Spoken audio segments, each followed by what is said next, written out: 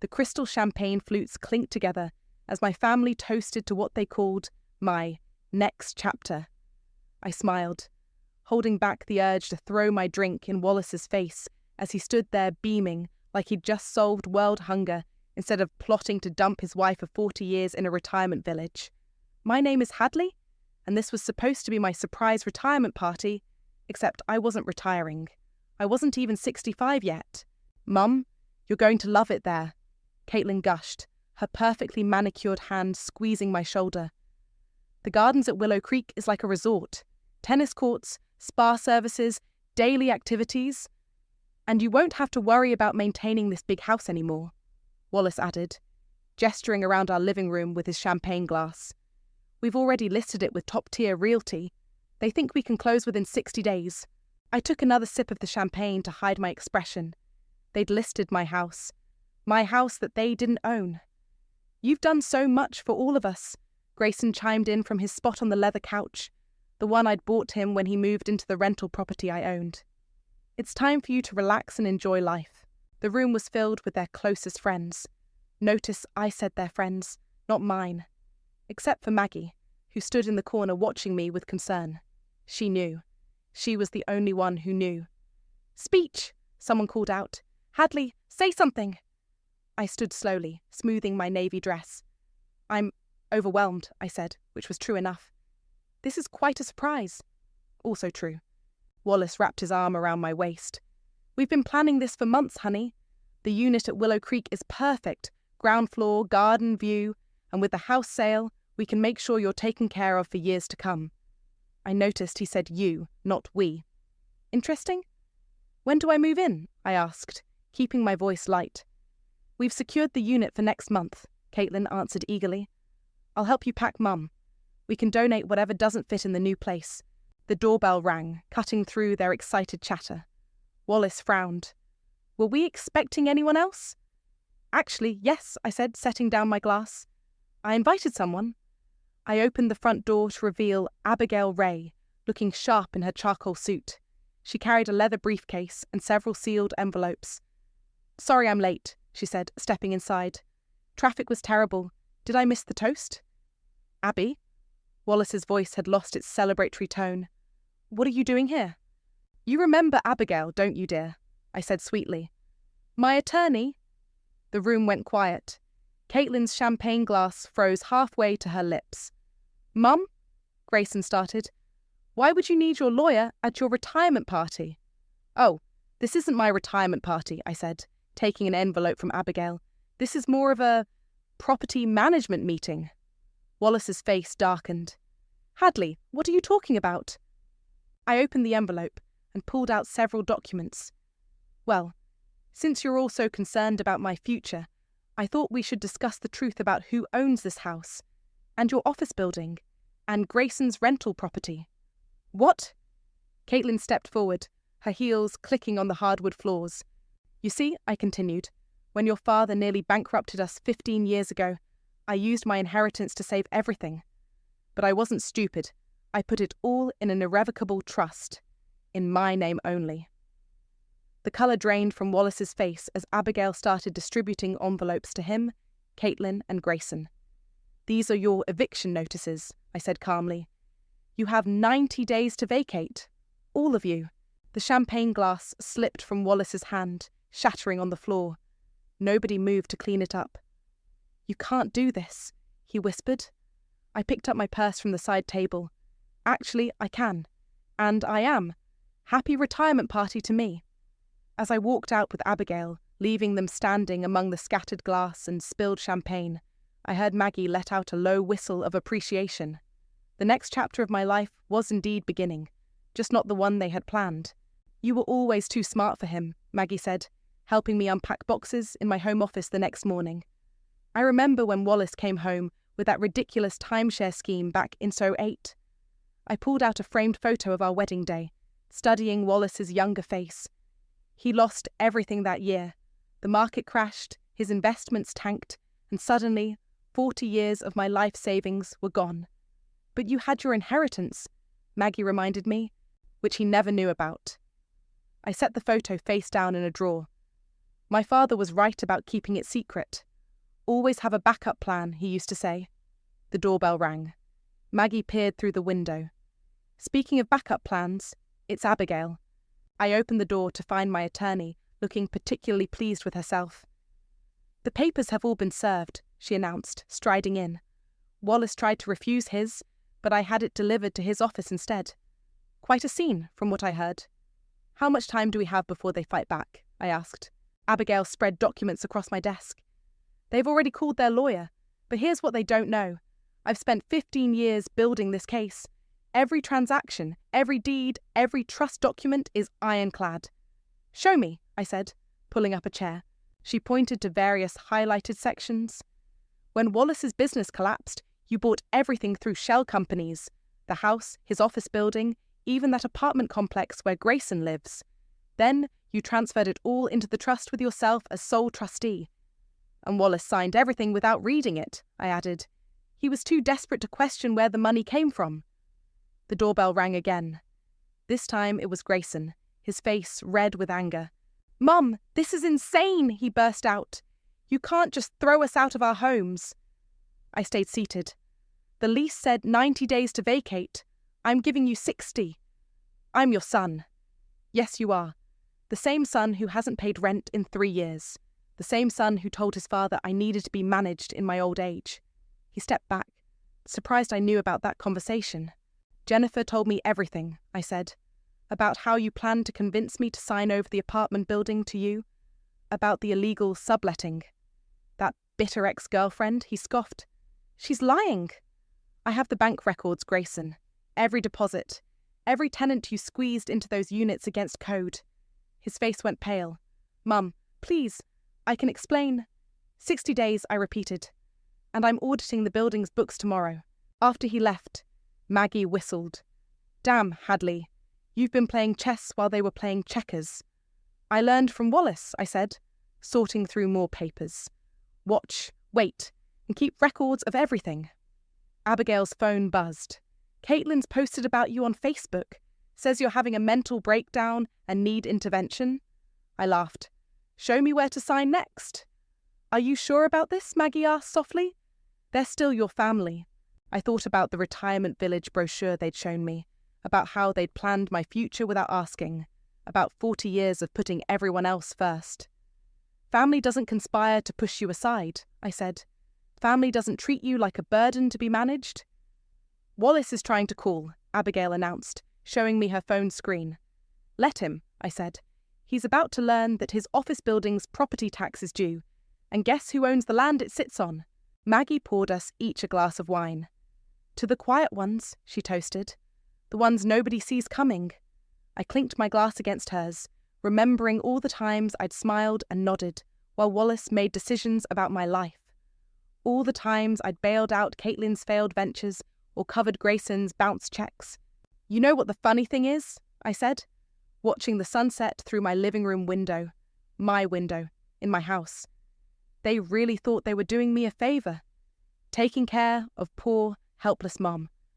Abigail gathered her papers. Should I start the audit on Grayson's building tomorrow? I nodded. Start with the basement units? That's where he hid the illegal apartments. And Wallace? Maggie asked. Oh, I smiled. I have plans for Wallace. He just doesn't know it yet. You're making a huge mistake, Caitlin said, pacing my kitchen.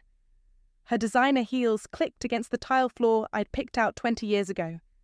Do you have any idea what this is doing to Dad's reputation? I continued chopping vegetables for my salad. You mean like the time I covered your startup's debt? That was quite a reputation hit too, wasn't it? She stopped pacing. That was different. I had a real vision for that company. Yes, a vision that cost me $300,000. I set down my knife. Tell me, did you ever wonder where that money came from? Dad said a lot of things. But I paid your debts, just like I paid for your wedding, your house down payment, Grayson's real estate license, the family vacation homes. Caitlin's phone buzzed. She glanced at it, then back at me. Dad's lawyer says you're acting erratically. We could petition for conservatorship, you know. I laughed. Actually laughed. Go ahead. I'm sure the judge would love to see my medical records and my bank statements and the recordings of you and Grayson planning to move me into that retirement home. Her face went white. What recordings? Jennifer's been quite helpful, I said, returning to my chopping. Amazing what people reveal when they think they're among friends. The doorbell rang. Wallace stood there, looking less polished than usual in wrinkled clothes. Hadley, we need to talk, he said, pushing past me into the house. This has gone far enough. Has it? I asked, because I just got started. I've built everything we have, he shouted. 30 years of business relationships, connections. Built on what? I interrupted. My money, my properties, the trust fund I used to save your failing company. Caitlin looked between us, confused. What trust fund? The one my father left me, I said. The one that bought this house when your father's bad investments nearly bankrupted us. The one that purchased his office building when the bank was about to foreclose. Wallace stepped forward. I made those properties profitable. You made them profitable using my capital, I corrected. And now they're mine. Legally. Irrevocably. My phone rang. It was Maggie. Turn on the local news, she said without greeting. Channel 8. I grabbed the remote. There on screen was Grayson being led out of his apartment building in handcuffs. Local landlord arrested for multiple housing code violations, the reporter announced. Anonymous tip revealed illegal subdivided units. Caitlin gasped. Wallace sank into a chair. I turned off the TV. He'll need a good lawyer. Shame he spent his savings on that new Mercedes. You reported your own son? Wallace's voice shook with rage. No, the tenants did. I just made sure their complaints reached the right people this time. I'll go public, Caitlin threatened. Tell everyone how you've lost your mind, how you're destroying your family. With what evidence? I asked calmly. The careful financial records showing I saved this family multiple times? The legal documents proving I own everything free and clear? The text messages between you and Grayson plotting to move me into Willow Creek so you could sell my house? She fell silent. Face it, I continued. You never saw me as anything but a convenient ATM. A sweet, simple mum who'd always be there to clean up your messes. Wallace stood. This isn't over. Actually, it is. But since you're here, I handed him an envelope. Property taxes are due on your office building. I expect payment by Friday. After they left, I called Abigail. Wallace is moving money, she reported. Large transfers from your joint accounts to private ones. Let him, I said. That's what the forensic accountant is for. And Grayson? Let him sit in jail overnight. Maybe he'll learn something about consequences. I walked to my window, watching Caitlin's expensive car speed away. My phone buzzed with a text from an unknown number. It was Jennifer. Found something interesting in Grayson's old emails. You're going to want to see this. I smiled, remembering Wallace's words from that retirement party, about my next chapter. He had no idea I was about to rewrite the whole damn book. Jennifer sat across from me at the local coffee shop, sliding a USB drive across the table. Her hands trembled slightly as she spoke. Grayson never deleted anything, she said. Emails, text messages, bank statements, they're all here. He thought he was untouchable. I pocketed the drive. Why are you helping me? She stirred her latte, avoiding my eyes. Because he used me too. Got me to invest my savings in his property ventures. Promised we'd build something together. She laughed bitterly. Turns out I wasn't the only girlfriend he was scamming. How much did you lose? 50,000, my entire inheritance from my grandmother. I pulled out my checkbook. Consider it repaid. Mrs. White, no, I can't. Call me Hadley, I said, writing the check. And yes, you can. Consider it compensation for your evidence. My phone buzzed. Abigail had sent a text. Emergency. Come to the office now. I have to go, I told Jennifer. Thank you for everything. At Abigail's office, I found her surrounded by stacks of papers, her usually neat hair dishevelled. Look at this, she said, pointing to her computer screen. Wallace didn't just move money from your joint accounts. He's been siphoning funds for years through a shell company. I leaned in closer. Show me. Small transfers, regular intervals, always just under the amount that would trigger bank notifications. She pulled up more documents. And guess who helped him set it up? Caitlin, I said, recognizing my daughter's digital fingerprints. She always was good with computers. There's more, Abigail continued. Remember that startup of hers you bailed out? It wasn't a failure. It was a front. They used it to launder money from your investment accounts. The pieces clicked into place. That's why she needed exactly $300,000. It wasn't about the business at all. No, Abigail confirmed. It was about hiding your money where you couldn't track it. My phone rang. It was Donovan, Wallace's former business partner. "Hadley," he said, his voice urgent. "I've got something you need to see. Can we meet?" An hour later, I sat in Donovan's office, staring at a bank ledger. "Wallace came to me last year," he explained. "Wanted to buy me out of our partnership. Said he was planning for retirement." He tapped the ledger. But the money he used? It came from accounts I'd never seen before. Offshore accounts. In his name only, I guessed. Smart lady. He handed me the ledger. I made copies. Thought they might come in handy someday. Back home, I spread everything on my dining room table. Jennifer's USB drive, Donovan's ledger, Abigail's financial records, the complete picture of my family's betrayal. Maggie arrived with wine and takeout. "You look like you need this." "They've been stealing from me for years," I said, showing her the evidence. All of them, playing the loving family while bleeding me dry. "What's your next move?" Before I could answer, my doorbell rang. It was Grayson, fresh from jail, still wearing yesterday's clothes. "You bailed me out?" he asked, confused. "Sit down," I said, pointing to a chair. "We need to talk about your emails." His face went pale. "What emails?" I opened Jennifer's files on my laptop. The ones where you and Caitlin planned to declare me incompetent. The ones discussing Wallace's hidden accounts. The ones proving you knowingly violated housing codes. "Mum, please." "I'm not finished," I cut him off. "You have two choices. Sign a confession about the illegal subletting scheme, or I send these to the DA. You'd do that to your own son." "You did this to yourself," I replied. "The confession or prison? Choose." After he left, having signed everything I put in front of him, Maggie poured more wine. "You're not done, are you?" she asked. "Not even close." I picked up my phone to call Abigail.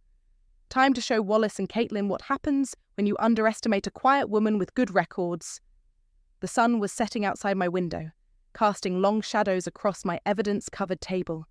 My next move was already planned. They wanted to write me off as a helpless old woman. Instead, they'd made me their worst nightmare. "Your husband is trying to liquidate his assets," Abigail announced, striding into my kitchen early Monday morning. "He's selling everything he can get his hands on." I poured her coffee. "Let me guess, preparing for a quick escape?" "Not just that." She opened her laptop. "Look at these transfer records. He's moving money to accounts in Caitlin's name, setting her up as his financial proxy. Like father, like daughter," I said, remembering all the times Wallace had promised to take care of everything. How many times had I heard him say, "Trust me, honey," while he dismantled our security piece by piece. My phone lit up with a text from Donovan. "Wallace just tried to sell me his share of the business. Again, says he's retiring early." "Perfect timing," Abigail smiled, showing me a court order. "Because as of this morning, all his business assets are frozen." The doorbell rang. Wallace stood there, his face flushed with anger. "What have you done?" he demanded, waving his phone. "My accounts are locked." "Sit down, Wallace," I said calmly. "We need to discuss your retirement plans." "This is ridiculous. I built that company." "With my money," I interrupted.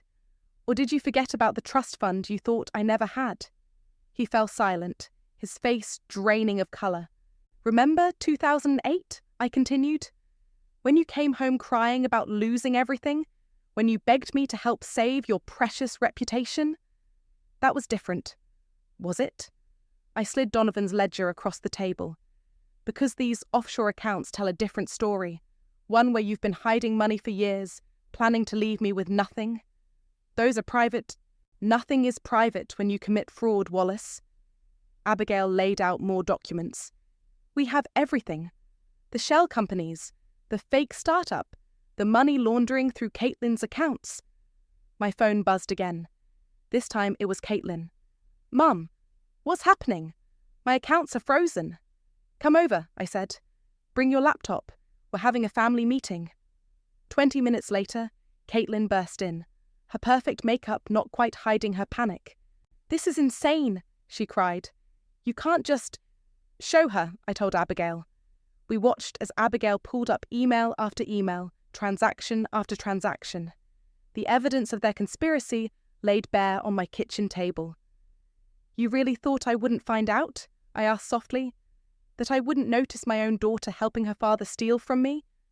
"It wasn't stealing," Caitlin protested. "Dad said it was estate planning." "Estate planning?" I laughed. "Is that what you call hiding money offshore while planning to dump me in a retirement home?" Wallace stood up. "I want my lawyer." "Oh, please call him," Abigail said. "I'd love to show him these records. I'm sure the IRS would be interested too." My phone rang. It was Grayson. "Mom," he said, his voice shaking.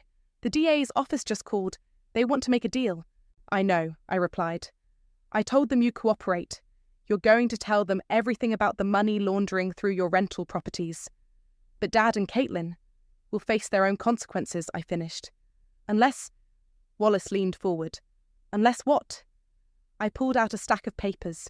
"Unless you all sign these, full confession, complete financial disclosure, voluntary surrender of all claims to my properties." "And if we don't?" Caitlin challenged. "Then I press charges," I said simply. "All of you. Fraud, money laundering, conspiracy. How does that sound for the family reputation?" The room fell silent except for the scratch of pens on paper. One by one, they signed. As they left, Wallace turned back. "I really did love you, you know." "No," I said, closing the door. "You loved what I could give you. There's a difference." Abigail gathered the signed confessions. "Want me to file these?" "Hold them," I said. "Insurance for the next time they forget who they're dealing with." Through my window, I watched them drive away. My husband of 40 years, my daughter who'd learned his worst traits, my son who'd followed their example. They'd taught me well, though not the lesson they'd intended. Sometimes the quietest person in the room is the one you should fear the most. The roses Wallace sent arrived on a Tuesday. 24 red ones, just like he used to bring home when he wanted something. The card read, "Can we talk? Please?" I put them in the trash.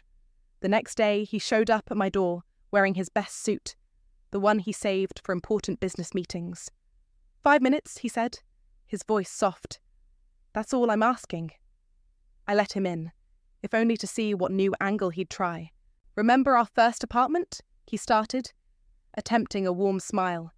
"That tiny place above the bakery? We had nothing but dreams back then."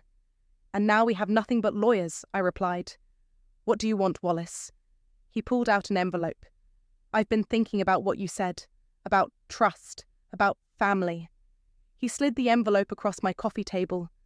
"I'm willing to make things right." Inside was a cashier's check for $500,000. "That's everything from my private accounts," he said. "A peace offering." I studied his face, the practiced sincerity, the calculated vulnerability. How had I never noticed these performances before? "Keep it," I said, returning the envelope. "You'll need it for legal fees." "Damn it, Hadley." His mask slipped. "I'm trying here. What more do you want?" What I wanted was a husband who saw me as a partner, not a piggy bank. What I wanted were children who valued me, not just my money. "We can fix this," he pleaded. "Start over." The doorbell rang. This time it was Caitlin. Mascara streaked down her face. "Daddy?" she said, surprised to see Wallace. "What are you doing here?" "The same thing you are, I suspect," I answered for him. "Damage control." She wiped her eyes. "Mum, please. I've lost everything. My accounts are still frozen. My credit cards are maxed out, and my friends won't return my calls since the story leaked." "Leaked?" Wallace turned sharply. "What story?" I turned on the local news channel. There it was, Grayson's guilty plea, complete with mentions of his prominent business family and their financial schemes. "He named names," I said quietly. "All of them." Caitlin collapsed onto my couch. "This will ruin us." "No," Wallace snapped. "I won't let that happen. We can fix this. Spin it somehow." "Like you fixed your bankruptcy?" I asked. "Or Caitlin's fake startup? Or Grayson's illegal rentals?" My phone buzzed. A text from Abigail. "Turn to Channel 7. I switched channels to find Donovan being interviewed outside his office. Systematic fraud spanning years, he was saying. As a business partner, I felt obligated to provide evidence to the authorities. Wallace lunged for the remote, but I held it away. Watch, I said. Watch your house of cards collapse. Mum, Caitlin whispered, what can we do? You? I looked at my daughter. Really looked at her. You can leave, both of you, and don't come back unless you're ready to face what you've done. You're really choosing revenge over family? Wallace demanded. No, I'm choosing self-respect over lies. There's a difference. After they left, I called Maggie. You okay? She asked. They came begging, I said, playing the family card. And I realised something. All those years I spent trying to keep this family together, I was actually teaching them it was okay to take me for granted. My security system pinged. The camera showed Grayson at my door, but I didn't answer. Your lawyer called, Maggie said. She's found 3 more offshore accounts. Good, I replied. Add them to the evidence file. You're not done? Not until they understand what they've lost, not just the money or the properties. I watched through my window as Grayson finally gave up and walked away. But the one person who always believed in them, always protected them. And now? Now they can protect themselves. I'm done being everyone's safety net. The sun was setting, casting long shadows across my empty living room. No more family photos on the walls, no more pretending we were something we weren't. Just silence, peace, and the sweet satisfaction of finally standing up for myself. Let them cry, let them beg, let them feel for once what it's like to lose everything they took for granted. I had stopped listening.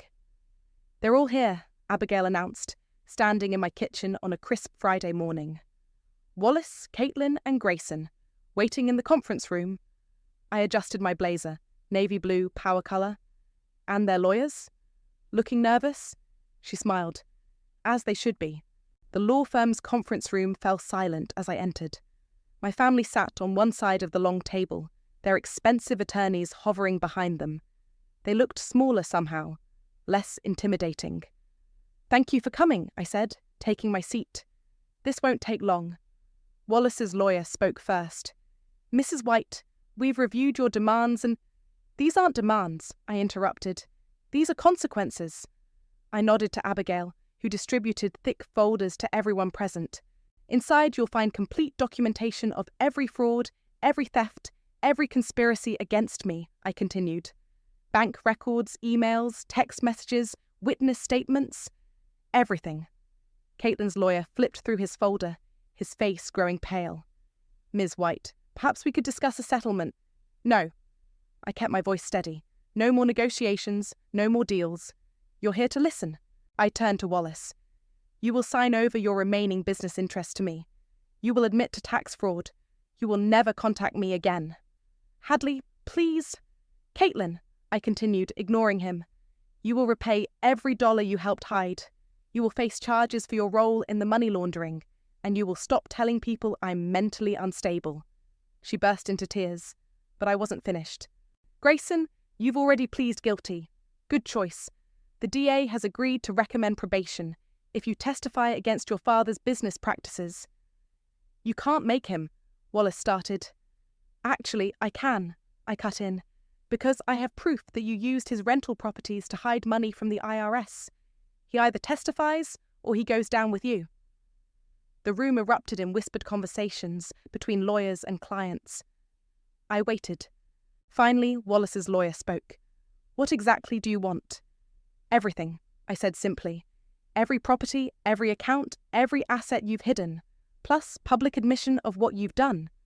That would ruin us, Caitlin whispered. Like you tried to ruin me, I asked. By stealing my money, planning to dump me in a retirement home, gaslighting me about my mental state? Grayson looked up. What's the alternative? I pulled out another set of documents. I press criminal charges against all of you. The evidence goes public. Your reputations, your futures, gone. You destroy your own family, Wallace demanded. You destroyed this family, I corrected. The moment you decided I was something to use rather than someone to love. Their lawyers huddled together, whispering urgently. Minutes ticked by. We'll sign, Wallace's lawyer finally said. One by one, they signed the papers. Confession, restitution, separation. Is it done? Caitlin asked quietly. Almost. I stood up. There's one more thing. I pulled out a final envelope and handed it to Wallace. What's this? He asked.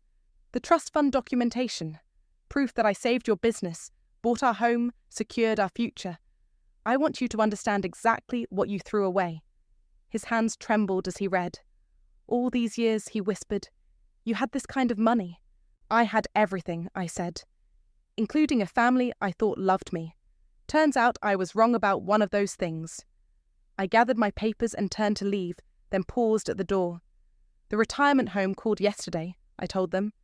They wanted to confirm my reservation. I told them to give my spot to someone who actually needs taking care of. Abigail followed me out. In the elevator, she squeezed my hand. You did it, she said. No, I replied. They did it.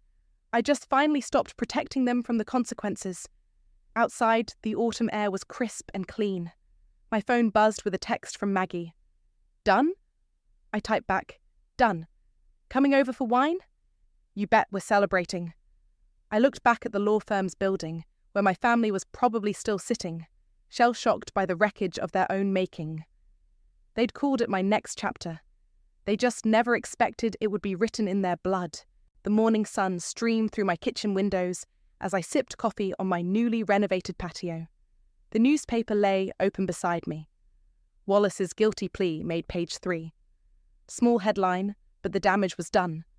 My phone buzzed. A text from Jennifer. Saw Grayson at the courthouse yesterday. He looked rough. How did the testimony go? I typed back. He told them everything. Your lawyer says the DA is pleased. The doorbell rang. It was Maggie, carrying a small package. This came to my house, she said. Caitlin must have gotten the addresses mixed up. Inside was a framed photo of our last family vacation before everything fell apart. A note was attached. I'm sorry, I miss you. Kay. I set the package aside, just as Abigail pulled into my driveway. Ready? She asked, climbing out of her car. Almost. I grabbed my purse. Did you bring the papers? She patted her briefcase. All set. The shelter's director is excited to meet you. The women's shelter was a modest building downtown. Inside, the director, Sarah, greeted us warmly. Mrs. White, your donation will change lives, she said, leading us to her office. But I have to ask, why us? I looked around at the walls covered in children's artwork. Because sometimes women need a safe place to rebuild, and the money that was once used to control me should help others break free. We signed the papers, a substantial endowment from my recovered assets, earmarked for legal aid and housing assistance. There's something else, I added, pulling out another document. I'm converting my rental properties into transitional housing, below market rent for women starting over. Sarah's eyes welled up. That's incredible. It's necessary, I corrected. And it's just the beginning. Leaving the shelter, I spotted a familiar car parked across the street. Wallace sat behind the wheel, watching. Want me to call security? Abigail asked. No, I said. Let him see. Let him understand what his money is doing now. Back home, I found another package on my doorstep. This one from Grayson, his real estate license, torn in half, with a note. You were right. Starting over. Got a real job. My phone rang. It was Donovan. The board approved your proposal, he said. The company's yours. Wallace's shares have been transferred. And the employees? Safe. No layoffs. Though some are asking questions about the changes. Tell them the truth, I said. The company has new leadership and new priorities, starting with fair wages and family leave policies. That evening, Maggie came over with takeout and wine. We sat on my patio, watching the sunset. No regrets, she asked. I thought about the shelter, the housing program, the company changes, about turning instruments of control into tools of freedom. Only that I didn't do it sooner. My security system pinged. Caitlin stood at my door, alone this time. No designer clothes, no perfect makeup. I let her in. I got a job, she said quietly. A real one, entry level. Good. Dad's selling the beach house, she continued. He has to for the restitution payments. I know. She twisted her hands together. I keep thinking about what you said, about using you versus loving you. I didn't understand then, but now you do, I finished. Can we ever fix this? I studied my daughter, really looked at her. The entitled princess was gone, replaced by someone learning hard lessons. That depends, I said. Are you here because you need something or because you finally understand what you lost? Tears spilled down her cheeks. I miss my mum. Your mum is still here, I said. She's just not your safety net anymore? She nodded, understanding. After she left, I walked through my quiet house. The family photos were gone, replaced by art I'd chosen. The spaces they'd once filled now held different memories, better ones. My phone lit up with a text from Abigail. Shelter paperwork is filed. You're officially changing lives. I smiled, remembering Wallace's words about my next chapter. He'd been right about one thing. This was a new beginning, just not the one they'd planned. This chapter was mine to write, and I was just getting started.